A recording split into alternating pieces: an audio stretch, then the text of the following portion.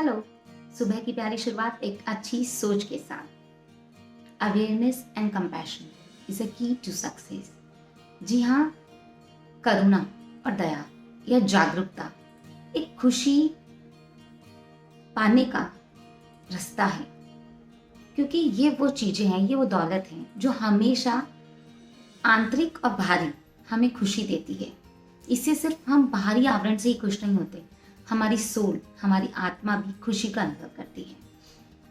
ये बहुत बार हमने देखा, जब हम लोगों की मदद करते हैं, उनके दुख या दर्द को समझ पाते हैं, तो जो खुशी का एहसास होता है वो एक अमृत जैसा है। वो एक सुकून देता है और लॉन्ग लास्टिंग उसकी खुशी रहती है। एक बच्चा है, छोटा छोटा भी नहीं, 15-16 साल का बच्चा, और एक मठ में जाता है और साधु से वहाँ पे कार्य करने और कुछ भोजन की उम्मीद रखता है कि मैं यहाँ कार्य कर सकूं और मुझे भोजन मिल सके। तो साधु जी होते हैं, वो बोले, तुम तो सही समृद्ध दिख रहे हो, तुम पढ़ सकते हो, कुछ कार्य कर सकते हो, फिर क्यों यहाँ मठ में आए हो? यहाँ क्यों ऐसा है कि तुम्हें खाना चाहिए? बोला कि मेरा पढ़ने में रुचि नहीं है, मैं पढ़ नहीं सकता हूँ, मैं किसी भी चीज़ में अच्छा नहीं हूँ।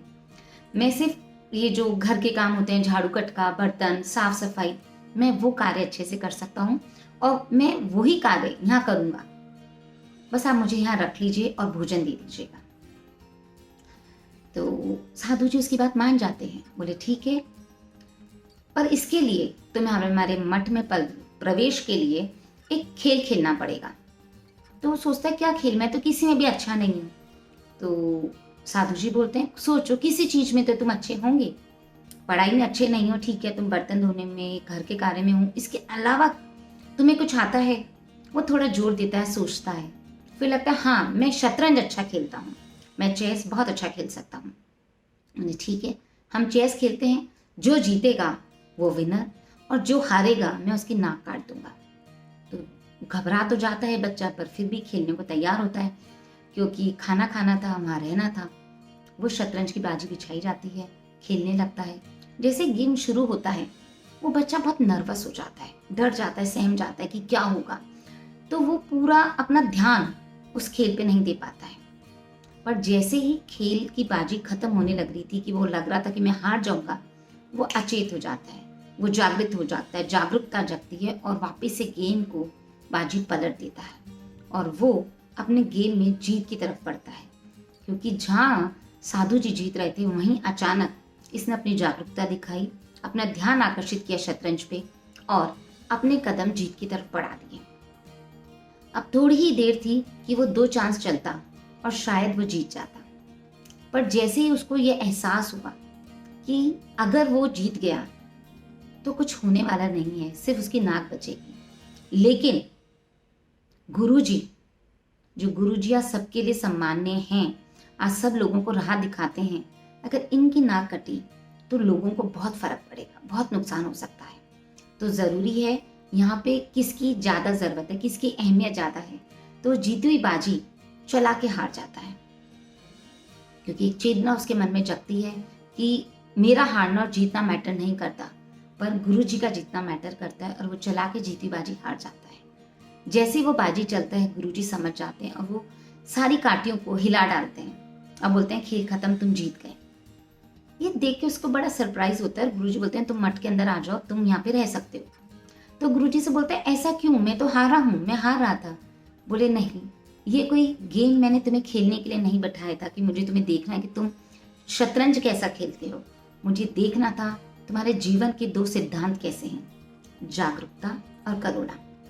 जागरूकता तुमने पहली बार में दिखा दी, जब तुम पहले डरे हुए थे, सहमे हुए थे, तुम हार रहे थे, पर लगा कि तुम हार रहे हो तो तुम जागरूक हो गए, अलर्ट हो गए, होशियार हो गए और तुमने जीती हुई बाजी को पलट दिया। जो तुम हार रहे थे उसको पलटा और जीत में कन्वर्ट कर लिया, क्योंकि तुम शुरू में हार रहे थे और तुम जागरूक हुए और तुमने अपने एक्शंस बदले, तुमने अपना ध्यान बदला, तुम्हारा आकर्षण बदला, फोकस कर लिया गेम पे और तुम जागरूक होके सफलता की तरफ बढ़ चुके और तुम जीत रहे थे।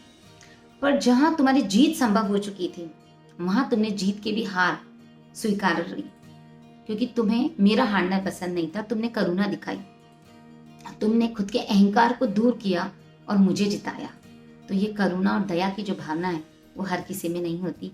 और तुम में ये दो गुण हैं, जागरूकता और करुणा, तो तुम साधु बनने योग्य हो, तुम हमारे मठ में आने योग्य हो। यही हम अक्सर जीवन में करते हैं। अहंकार के आगे हम सबको इग्नोर कर लेते हैं, उनकी अच्छाइयों को हटा देते हैं, उनके द्वारा करे हुए कार्य को भूल जाते हैं और हम खुद का नाम, खुद का डंका बजाने लगते हैं। लगता जो है वो मैं हूँ, मेरी वजह से है। पर मेरी वजह से कुछ नहीं होता, सबकी वजह से होता है, सबके साथ की वजह से होता है। तो ज़रूरी है हमें ये पल, ये चीज़ पहचानने की और जानने की और अपने जीवन में उतारने की कि क्या चीज़ ज़्यादा ज़रूरी है। तो अपने जीवन में जागरूकता लाएं और करुणा के बीज बोएं और फिर देखें लोगों के जीवन पे आपकी वजह से कितना प्रभाव पड़ता है, वो कितनी खुशहाल जिंदगी जीते हैं। और जो आप बोएंगे वही आपको मिलेगा। आप खुशियाँ देंगे, सम्मान देंगे, आदर देंगे, प्रेम देंगे, करुणा देंगे, तो वही आपके पास लौट के आने वाला है। Be happy, B cheerful.